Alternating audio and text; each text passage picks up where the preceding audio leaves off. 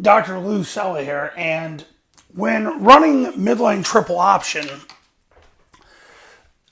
you could face situations like this where you get a one technique and a four eye on the same side. Now, I've done a couple videos about when the defense puts two people in one gap, what you would do, but we're going to talk about this specific situation here because this is something similar that happened to Army against Tulane. So you've got a one and a four eye. Now, if he blocks down, the mic would pop through and he would tackle the ball carrier.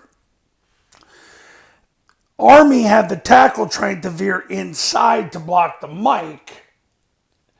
Air Force does the same thing, but Tulane, they got some smart guys on that defensive side of the ball there. Every time he tried the inside release, the four eye would just take his inside shoulder and cut the tackle. And then they just popped the backer through and Army was screwed. That's why they lost 38-12.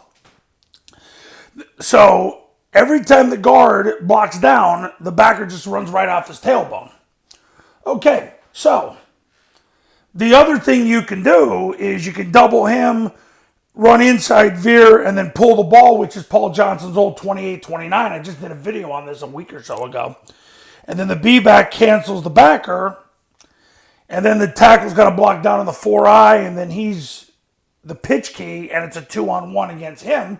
The problem is, now you got to block down on the four eye, and he's got to hold the block for a little while. It's not like zone option or zone kick where he blocks down and the quarterback's, past him faster than you can say Jack Robinson. So, what do? They got you by the cojones. So, here's what you do. You read the linebacker. Because here's the thing. If he blocks down and he pops right off his tailbone, he's a three technique. So it's no different. So you put him in the count. So now the receiver's going to block the deep defender. So he's going to sprint up the field, throw his hands through the deep defender to make sure his toes are vertical as he vertically removes them through the echo of the whistle. The A-back, it's a roll of 4. 1, 2, 3, 4. So he's going to hammer step like he's running triple to the left, take 2 diagonal steps. On the 4th step, turn his belly button to the sideline, take 3 lateral steps. He's going to get his left knee through the crotch of number 3. 1, 2, 3. The tackle can't veer inside, so he's going to veer outside. He doesn't touch him because he's in the count now, and he goes right to the free safety. He'll get in front of him, left knee in the crotch, left hand to the stomach, toes north. Didn't really draw that to scale. That's where he goes. He'll eventually come to him if he wants to make the play. The guard and center ace it. They'll get their near knee in the crotch, near hand to the stomach, toes north. You got a double scoop on the backside to cancel the backside A and B gaps. Backside receiver cuts off. So what's going to happen is the quarterback's going to take the snap, jump in the backside A gap, and point the ball. The B back's going to run through the ball. He's going to bend off the play side hip of the guard and get vertical.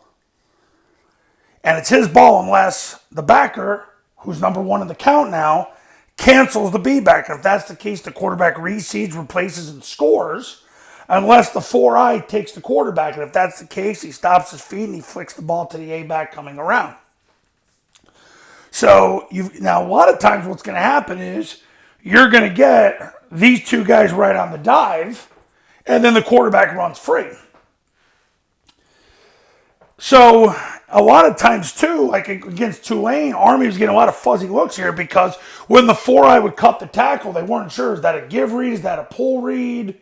How do we treat that? Because can he tackle the B? It's kind of close, maybe not.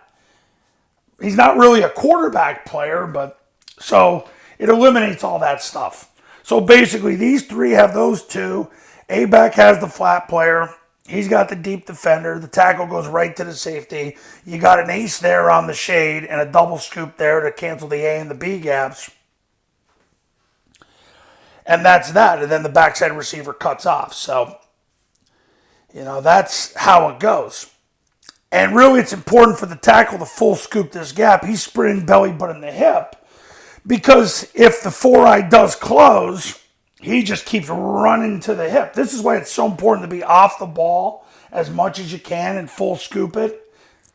it's so important to do that against a 4-eye because, if the 4-eye tries to just jump forward and they try to pop him through, it doesn't matter. His job's the same anyway. It's sprint belly button to hip of the guard. So you got a 3-on-2 versus the inside backer who you've put in the count and the 4-eye. That's how you solve that problem. Now you don't have to block the 4-eye. You get a double team on the shade. You get a double scoop backside. And you can keep running midline triple, which obviously you're going to see. I would think you're going to see a lot of that today with Army and Air Force.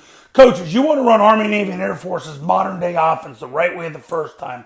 Give me a call at 570-332-0265, 570-332-0265, and go to tripleoptionfootball.com/testimonials, and you can see all the success stories that have come out of the camps and the academy, and I'll see you in the next video. Later.